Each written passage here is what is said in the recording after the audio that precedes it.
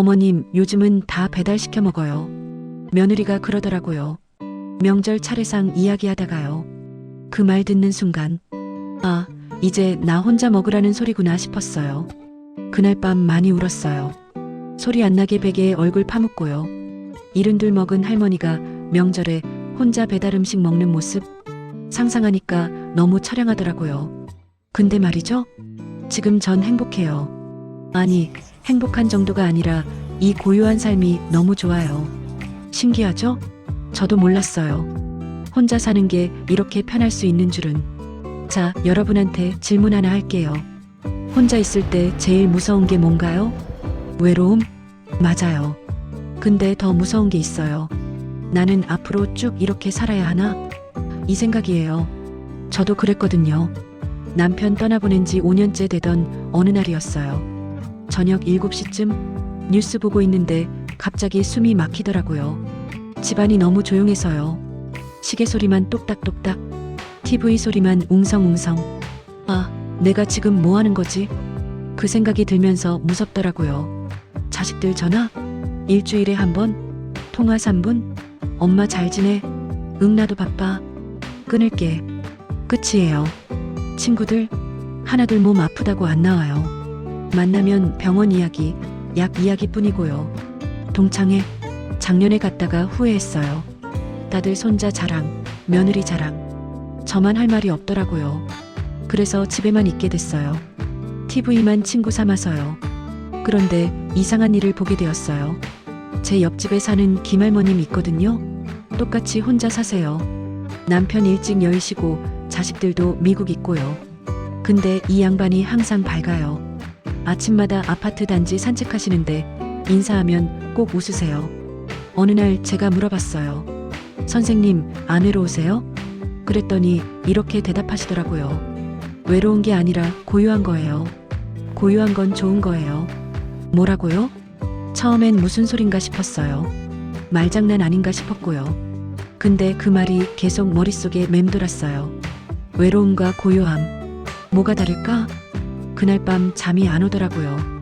곰곰이 생각해봤어요. 그리고 깨달았어요. 외로움은 남이 없어서 생기는 게 아니더라고요. 생각해보세요.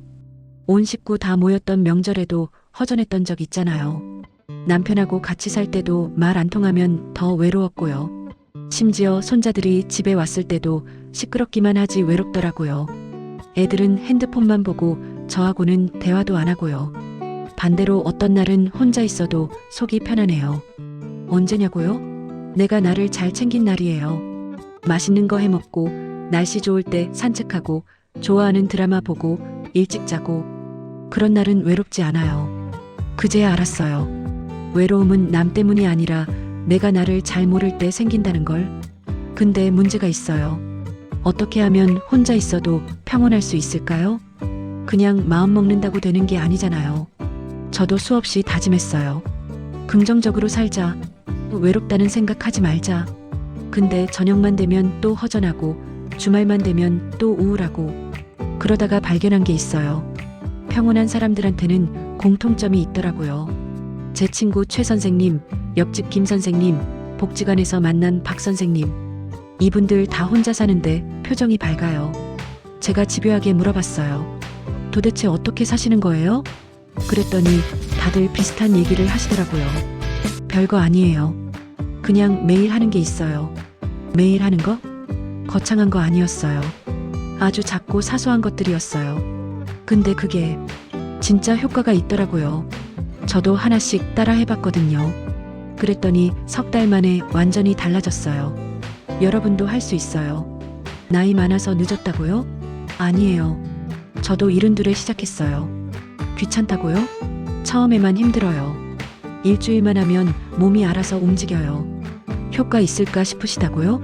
제가 증거예요. 지금 이렇게 밝게 살고 있잖아요.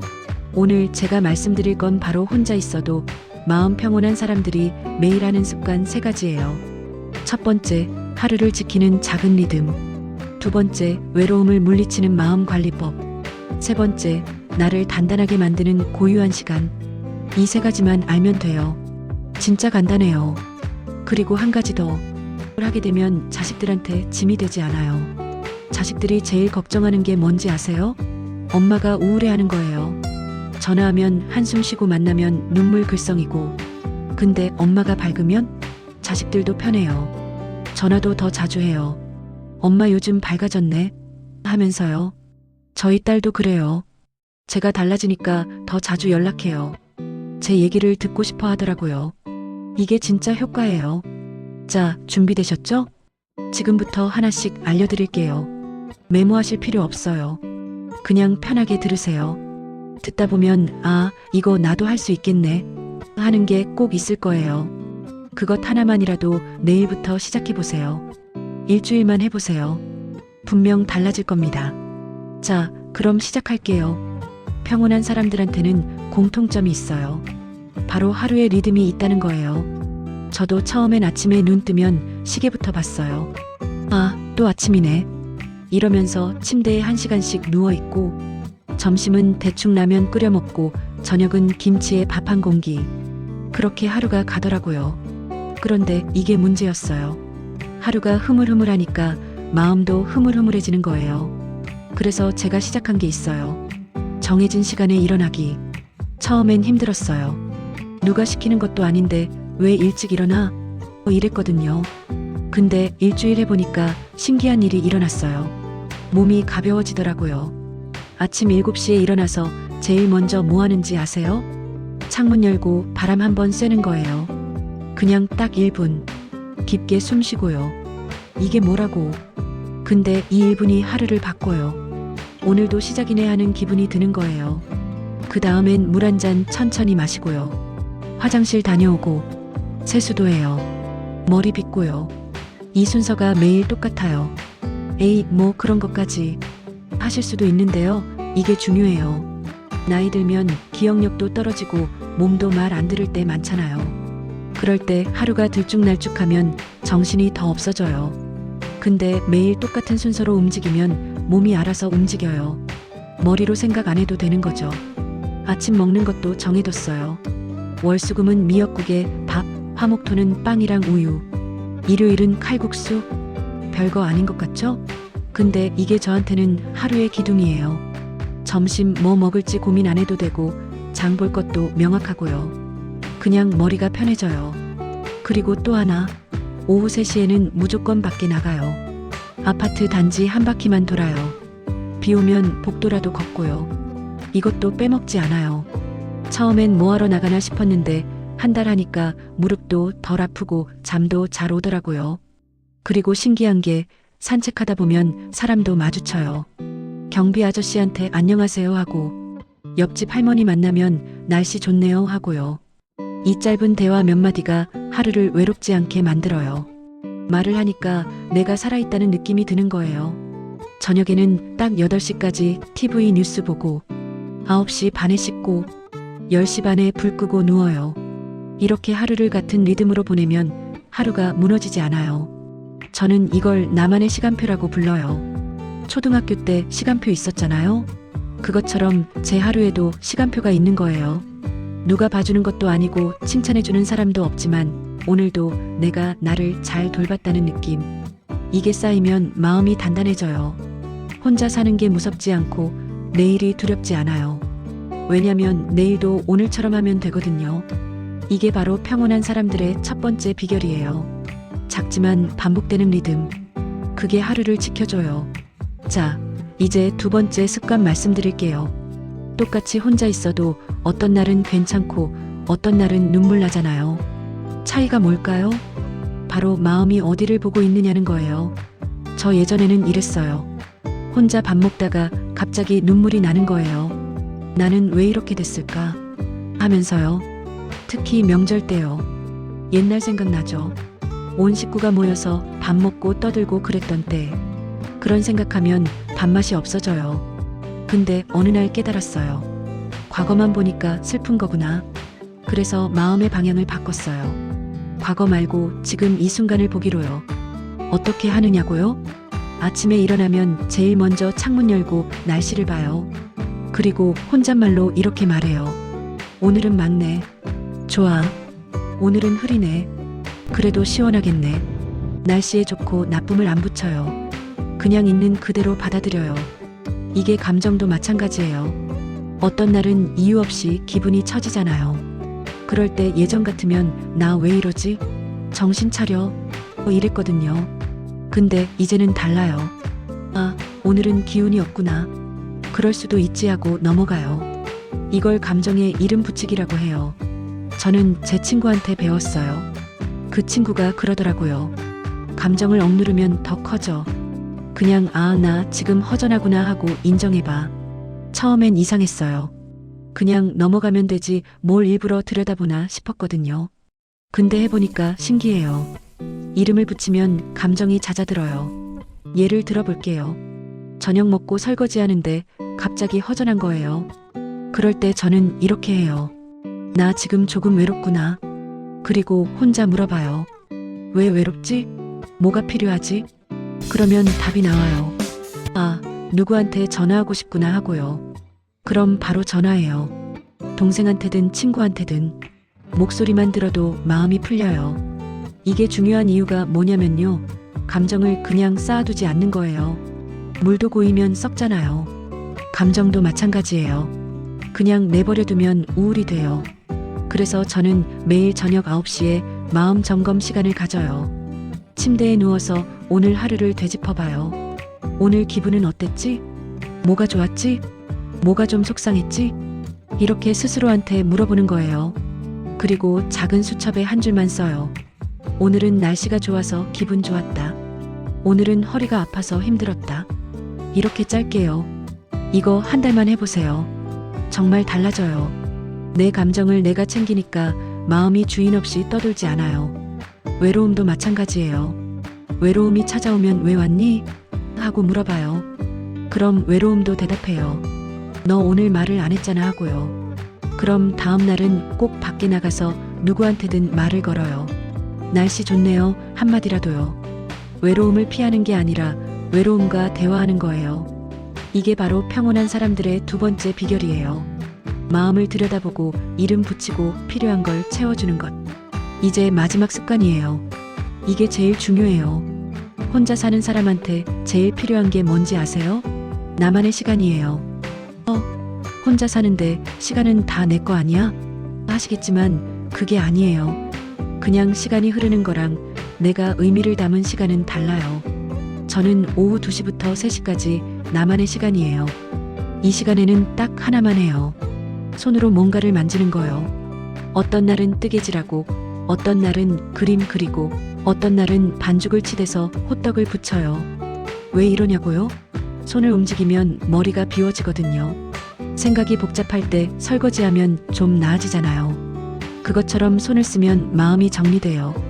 그리고 또 하나, 내가 뭔가를 만들어냈다는 느낌이 들어요. 뜨개질로 컵받침 하나 만들었다라고 해봐요. 별거 아니죠. 근데 그걸 식탁에 놓고 보면 뿌듯해요. 내가 이것을 만들었네 하면서요. 이게 자존감이에요.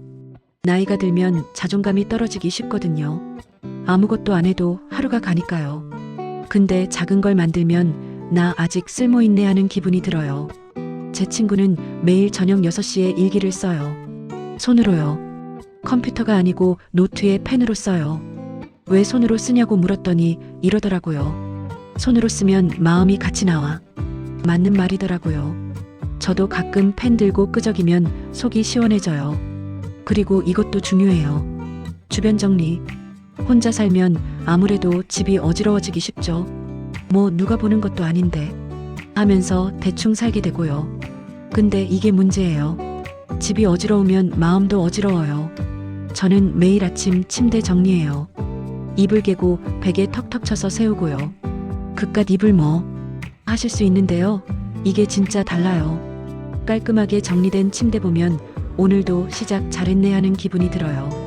저녁에 집에 들어왔을 때도 좋고요. 집이 정돈돼 있으니 마음도 편안해하게 돼요. 그리고 또 하나, 저는 식탁 위를 항상 비워둬요. 혼자 살면 이것저것 쌓이잖아요. 신문, 약봉지, 리모컨. 근데 저는 식탁 위에는 꽃병 하나만 둬요. 조화라도 꽂아서요. 왜냐면요, 식탁이 깔끔하면 밥 먹을 때 기분이 좋거든요. 혼자 밥 먹는데 식탁이 어질러져 있으면 더 외로워 보이잖아요. 근데 깔끔하게 정리돼 있으면 나를 대접하는구나 하는 기분이 들어요. 이게 자기 돌봄이에요. 나한테 잘해주는 거예요. 아무도 안 해줘도 내가 나한테요. 저는 일주일에 한 번은 근사한 밥상을 차려요. 혼자 먹는 건데 뭐 근사하냐고요? 아니에요. 반찬 3가지 예쁘게 담아서 식탁에 놓고 수저도 반듯하게 놓고요. 그리고 잘 먹겠습니다 하고 먹어요. 이게 뭐라고. 근데 이게 저를 지켜줘요. 나는 소중한 사람이다. 이 감각을 잃지 않게 해주는 거예요. 혼자 살면 자꾸 자기를 함부로 대하게 돼요. 대충 먹고 대충 입고 대충 살고. 근데 그러면 마음도 대충 돼요. 그래서 저는 매일 하나씩 저한테 잘해줘요. 오늘은 좋아하는 차 마시기, 내일은 좋아하는 음악 듣기, 모레는 예쁜 양말 신기. 이런 작은 것들이 혼자여도 나는 소중하다는 걸 상기시켜줘요. 이게 바로 평온한 사람들의 마지막 비결이에요. 나만의 시간을 만들고 그 시간을 소중히 여기는 것. 자, 여기까지 왔어요. 잘 들으셨죠? 정리해 볼게요. 첫째, 하루의 리듬을 만드세요. 매일 같은 시간에 일어나고 같은 순서로 움직이고 작은 루틴을 지키세요. 둘째, 마음의 방향을 돌보세요. 감정에 이름 붙이고 필요한 걸 채워주고 과거가 아닌 지금을 보세요. 셋째, 나만의 시간을 가지세요. 손으로 뭔가 만들고 주변을 정리하고 나한테 잘해주세요. 이 3가지면 충분해요. 거창한 거 필요 없어요. 그냥 매일 조금씩 꾸준히 하는 거예요. 저도 처음부터 잘한 건 아니에요. 많이 흔들렸어요. 어떤 날은 에이, 오늘은 그냥 누워있자 하고 하루 종일 안 일어난 적도 있어요. 근데 그런 날 저녁에는 꼭 후회가 밀려와요. 오늘 하루 뭐 한 거지? 하면서요. 반대로 작은 루틴이라도 지킨 날은 뿌듯해요. 오늘도 잘 살았네 하는 기분이 들거든요. 평온은 운이 아니에요. 습관이에요. 매일 반복되는 작은 선택들이 모여서 평온한 삶을 만들어요. 그리고 또 하나 중요한 거. 자기 자신을 칭찬하세요. 혼자 살면 칭찬해주는 사람이 없잖아요. 그럼 내가 나를 칭찬해야죠. 저는 매일 자기 전에 거울 보면서 이렇게 말해요. 오늘도 수고했어. 별거 아닌 것 같죠? 근데 이 한마디가 정말 위로가 돼요. 나이 들면 자식들한테도 짐 되는 것 같고 친구들한테도 신세 지는 것 같고 그런 생각 많이 들잖아요. 그럴 때 내가 나한테 잘했어 해주는 거예요. 가장 큰 위안은 남이 주는 게 아니라 내가 나한테 주는 거예요. 여러분, 혼자 산다고 불쌍한 거 아니에요. 혼자여도 잘 살 수 있어요. 평온할 수 있어요. 오히려 혼자 있는 시간이 주는 고요함, 그 안에서 나를 돌보는 시간. 이게 얼마나 소중한지 몰라요. 저는 이제 알아요. 혼자여도 괜찮다는 걸. 아니, 괜찮은 정도가 아니라 혼자 있는 시간이 좋아졌어요. 이 고요한 시간 속에서 제가 저를 만나거든요. 예전에는 몰랐어요. 나란 사람이 어떤 사람인지. 늘 누군가의 엄마, 누군가의 아내로만 살았거든요. 근데 혼자 되니까 비로소 보이더라고요. 아, 나는 이런 사람이었구나. 이런 게 좋았구나. 이렇게 살고 싶었구나. 그게 인생 후반의 선물인 것 같아요.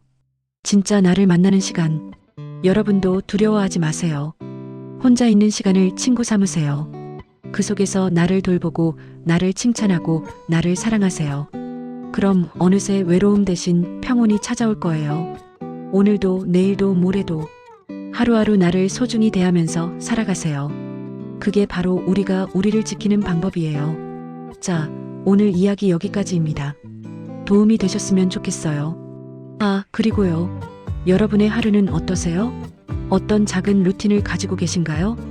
댓글로 나눠주시면 다른 분들한테도 큰 힘이 될 것 같아요. 우리 서로의 이야기를 나누면서 함께 잘 살아가요. 구독과 좋아요도 꼭 눌러주시고요. 그럼 다음 이야기에서 또 만나요. 건강하세요.